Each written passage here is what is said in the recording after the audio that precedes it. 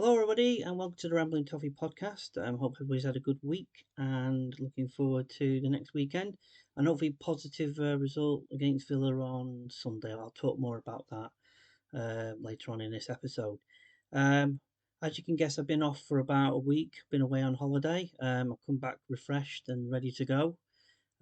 So today's podcast is very much about all the things that have been going on with Everton football over the last week or so, I think. And there's been quite a lot of stuff going on. So before I start and getting into this episode, the first thing I want to do is send some condolences to the family and friends and colleagues of Michael Jones, who sadly passed away on Monday at Bramley Moor Dock, working there. Big Blue, as we all found out through social media and everything else. So today I do send my condolences. It's terrible news, devastating news, and he's such a young lad as well. And you know, we don't really want, we all say this, don't we? Don't want to go to work or to wherever you go, to a stadium or whatever, and not come home.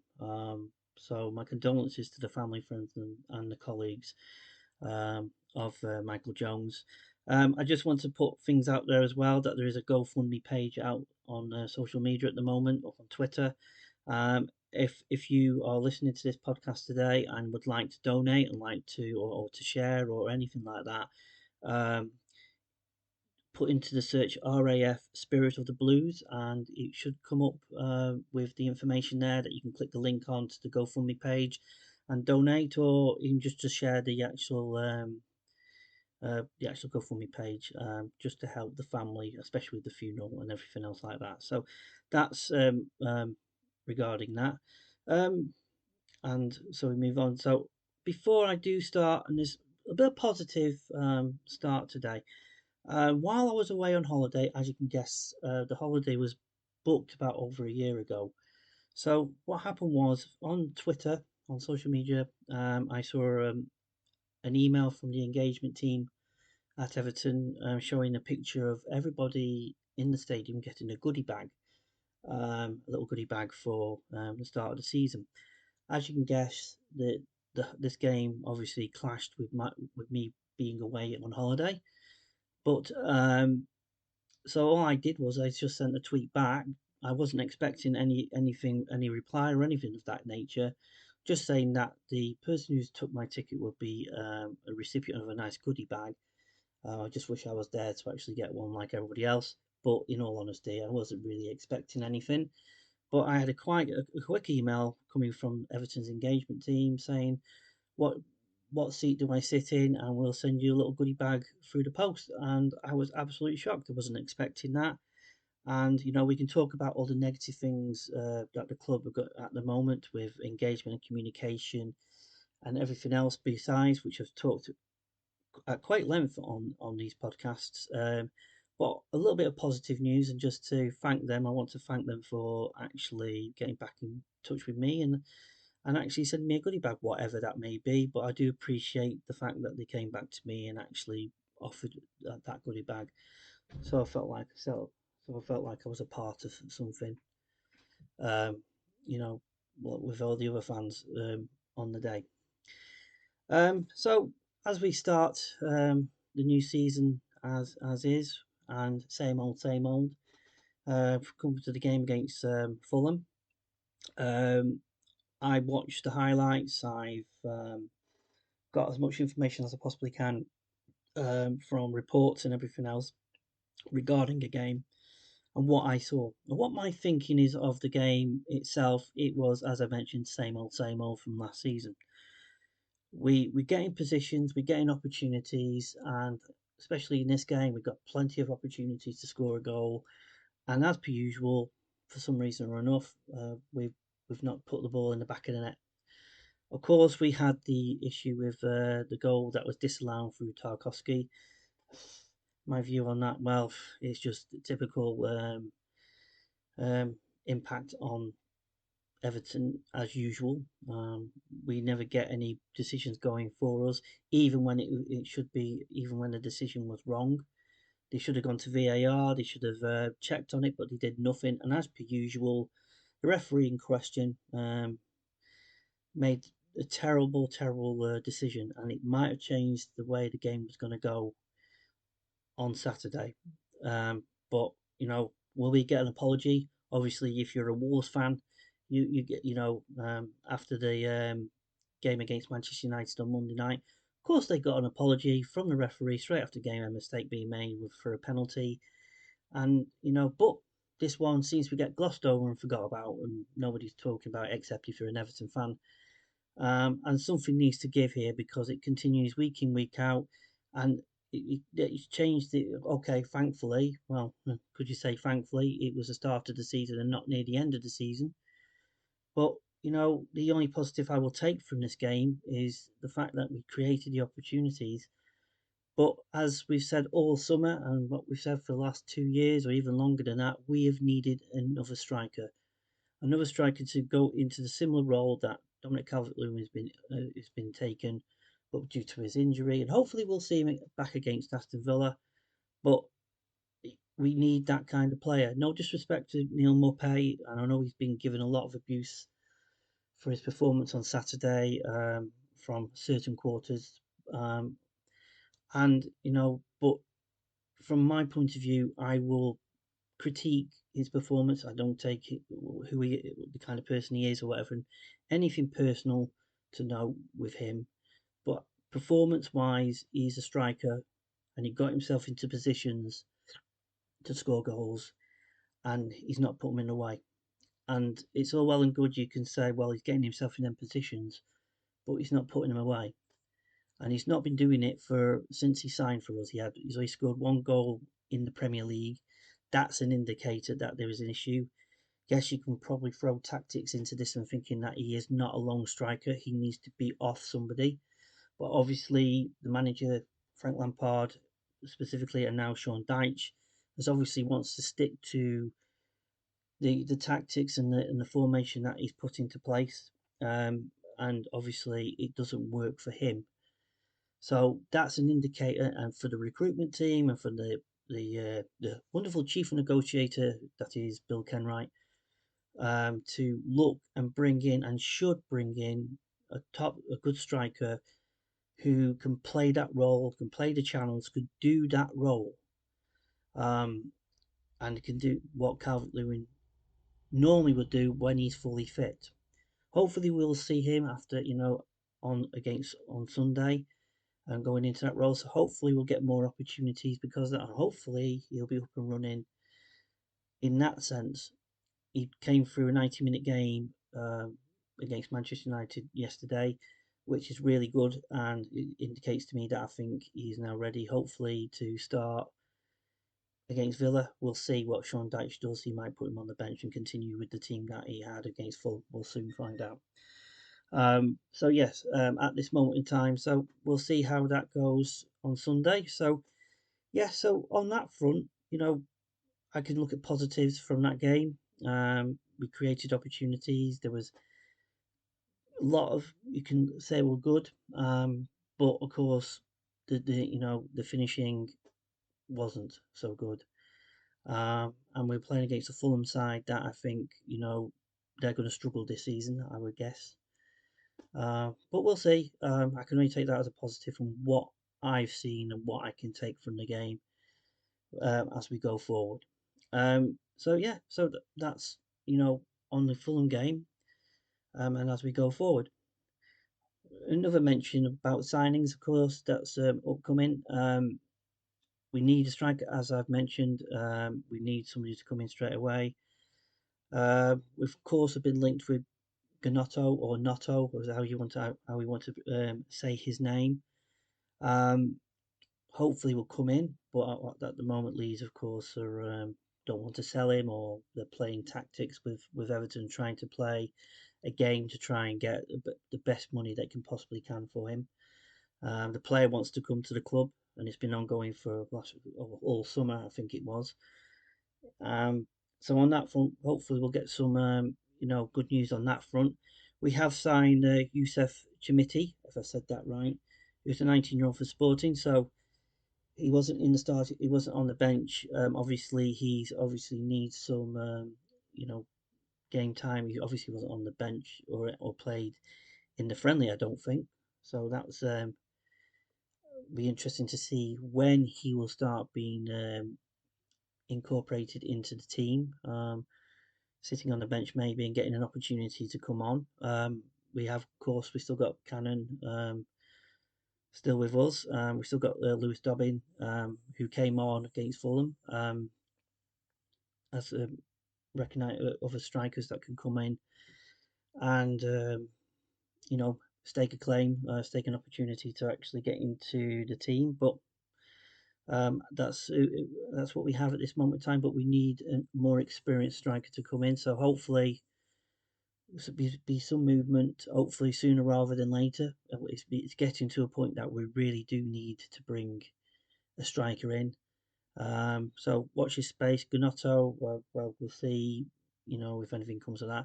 And of course, we have signed Jack Harrison on loan from Leeds. Hopefully, there's a chance that if he, shows what he is capable of after his injury, as he's currently still injured at the moment, then he could become a permanent signing at the end of the season. So we'll see how that one goes.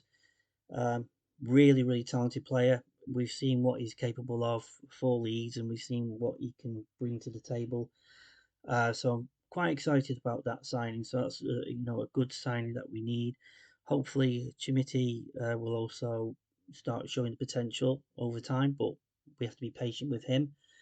But as I keep on saying about the striker, we do need somebody in quite quickly who's more a senior, more experienced that can slot straight in and actually do a job straight away and get on the end of a lot of the opportunities that have been created. So hopefully between now and September, we can get that striker in and we can sort out even the defensive side of things at the moment because I think with Mason Holgate maybe on his way to Southampton, we do need some extra reinforcements in the centre back position. So it's going to be quite interesting between now and next few weeks. Actually, it's not too far off before we hit September. But watch your space really on that one. So yeah, so we'll see how that pans out. Um, as we go on towards these, hopefully we can get a little bit, get some results if we can. Aston Villa's going to be quite a difficult game to go against. But of course, they've come off a 5-1 defeat to Newcastle the other day, so they've started the season a bit poorly. So we'll see how that pans out. But take every game as it comes and see how it goes. Um, Other than that, I think from my point of view, it's the first game of the season. Let's hope that the next game is um, a get a positive one, and we go forward, and we can get some points on the board, and we can go forward a little bit more on that front. Something from my point of view, all start of season, all games go this way, where basically, um, you can start off poorly, but then you get stronger as the season goes on. And I'd rather be in a position where we're stronger at the end of the season than we are at the beginning. So, and that's where I'm hoping to go. And if we've all seen it in the past with any clubs of any teams, they all start off either slowly or quickly and go on a massive run of games where they win, and then all of a sudden they start to lose games and then go down the other and then struggling. So I just hope that we are going in the right pathway as much as it was a defeat. Other news before I end this podcast today, and again, we keep on going back in time, back and when are we going to hear more regarding the MSP investment? When are we going to get confirmation of board changes? When this transitional period? When is that going to change? When are we going to hear more about it? Is it going to be after the transfer window? Is some speculated that basically waiting until the transfer window ended and then them announcements will be made after that? I don't know. Just because we've got the chief negotiator in there who can do all the transfers and do great things to get the players in. As you can guess, Bill Kenwright, is absolutely perfect for that job. At getting the players in through the door. As you can guess, over the last throughout the summer and throughout the period of time since the season has ended from last season. The players have come in and it's been very, very slow going. And, you know, is he doing his job to the best of his ability? If you think about it, as I mentioned before, he was part of a failed board last season, and he should no longer be here. There should be somebody else in place in that role who is more experienced, and I can guess that Mashiri could have found somebody who could do that, and to get those players into the club quicker, so that they can at least have a pre-season. Because now at the moment we've signed, of course, the players that I mentioned, Jimity and Jack Harrison, and they're going to have a period of time where they've not got a pre-season. With Jack Harrison, he's coming in injured, so when he does become available, he's going to need time on the training field to get back up to speed. Chimity's probably not had much of a pre-season, or I don't know what amount of training that he's had, so he needs to get up to speed to be in a position to actually be on the bench.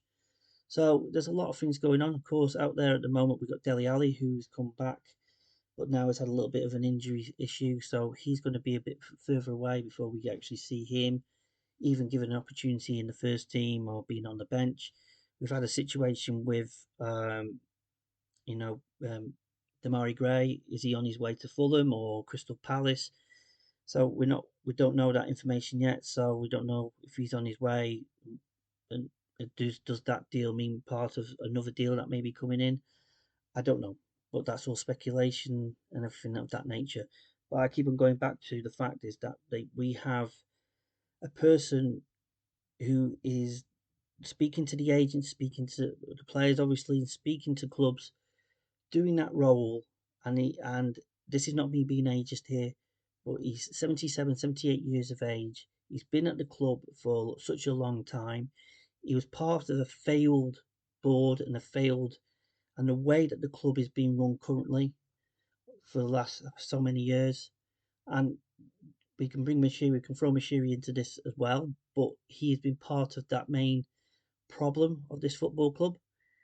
And the feeling is this, that I've said it before, that when that day arrived, when the resignations took place, he should have gone. Mashiri should have looked, sought out somebody else to come in with acumen to actually deal with negotiating with clubs, negotiating with the player, and sorting out transfers internally, ins and out, working with the director of football, working with Sean Dyche, working and doing the right, bring that right person. It doesn't matter. That person can find out there externally. It doesn't matter if come in and actually have the same skill set to come in and do that job.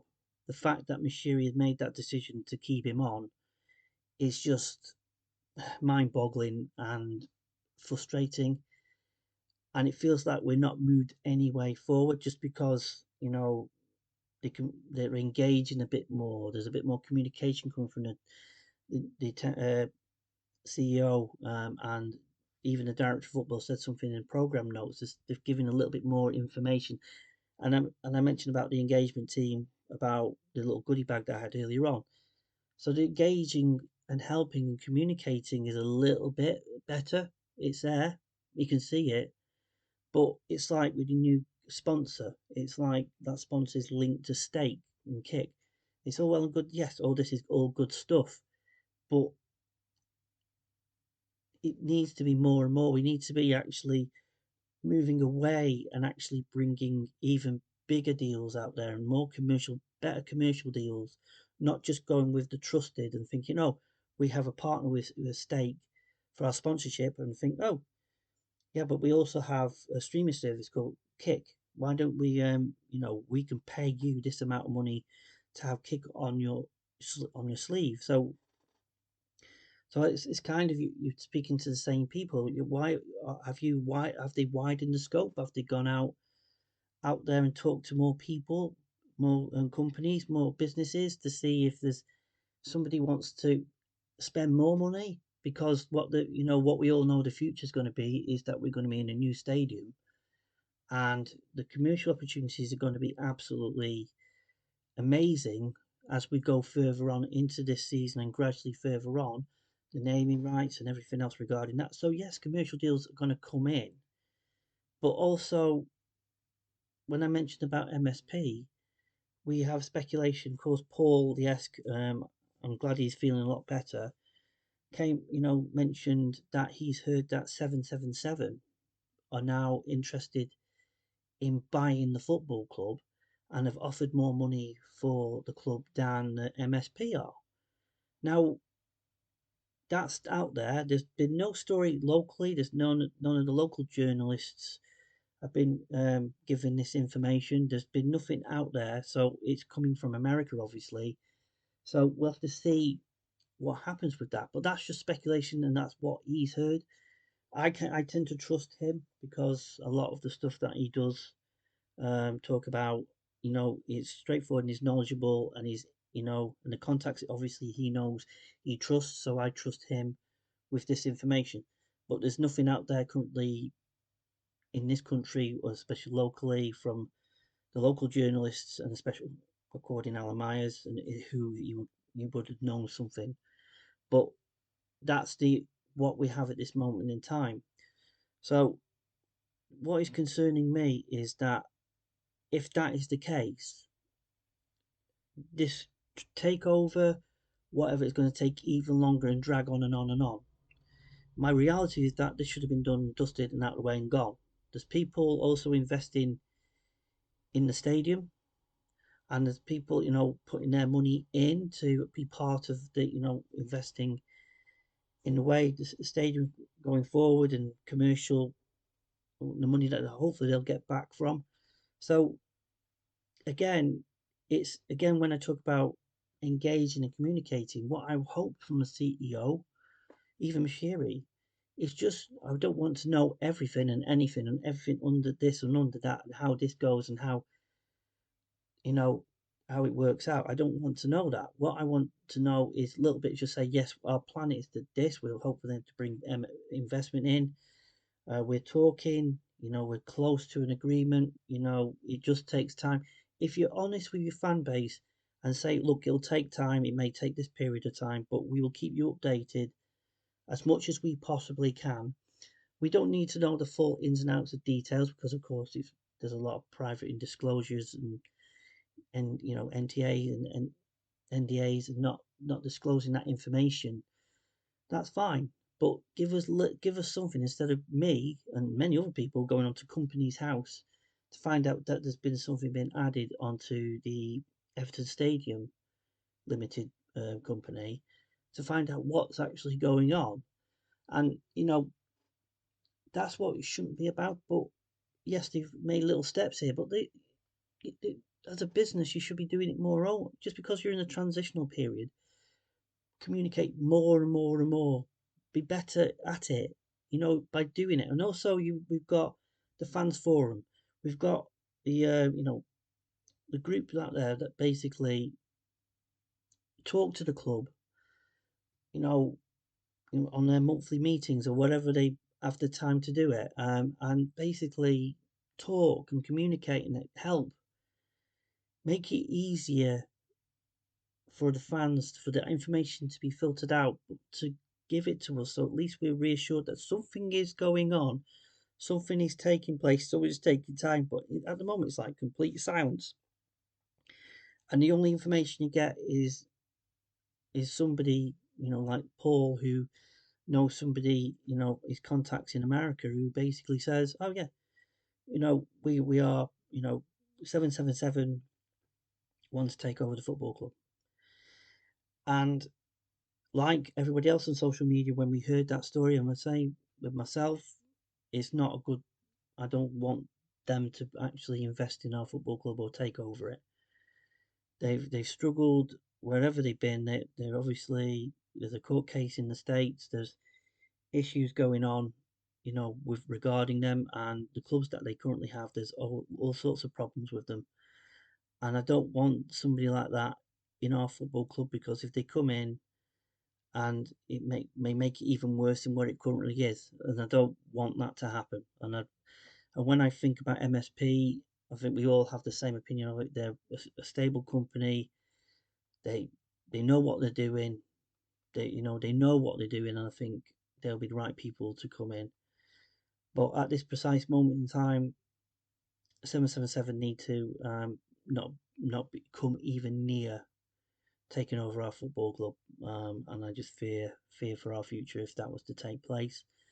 Of course, we've got the thing with the FA, with the you know to find out if we breached anything of our financial um, issues. But you know we'll see that in October, I believe. So hopefully we'll be found that we're not guilty of that, and then we can move forward, and then just hopefully get everything in place. Get the people, if it's MSP, I hope they are, and they come in, and we get an announcement as this week maybe, or next week, so hopefully soon. We get that information that they're coming in, and then we can start seeing new people coming on the board. We can start seeing, a change in the pathway, in the direction of this football club, not just on the field, not just in the academy and the recruitment side of things. We want our football club to be what it should be, a Premier League football club that can compete with every team in that league and actually can, be competitive enough that we can actually challenge further up the table and challenge for trophies and getting into Europe and all them wonderful things and do the right things. I think we've, in some senses, the players that have come in, except Ashley Youngers, obviously for his experience and everything else and that, but the players that they are looking at and players seem to be young, up and coming players with sell on values and can hopefully in the future we get better and better, and really do something good for the club. Um, so we'll see on that. So yes, that's where I see it. Um, I just want to mention before I end this podcast today, um, I will be doing another podcast next on Sunday, and specifically this podcast is a special one. I'll be speaking to Tom Bennett, who is created the group Long Island Everton Toffees group, and I'll be speaking to him on Sunday, and I'll be talking to him about all things Everton, about the group, about the membership, and everything that and how he became an Evertonian and everything else. So that's the next episode upcoming. So for the time being, thank you for listening to this podcast. I hope you enjoyed it. Please leave as much feedback as you possibly can down below. I need negative and positive just to help grow, just help improve my podcast and improve the episodes going forward. So for the time being, thank you very much for listening. I hope you enjoyed the weekend. And as they say, come on, you Blues. Let's beat the Villa on Sunday. Bye bye for now.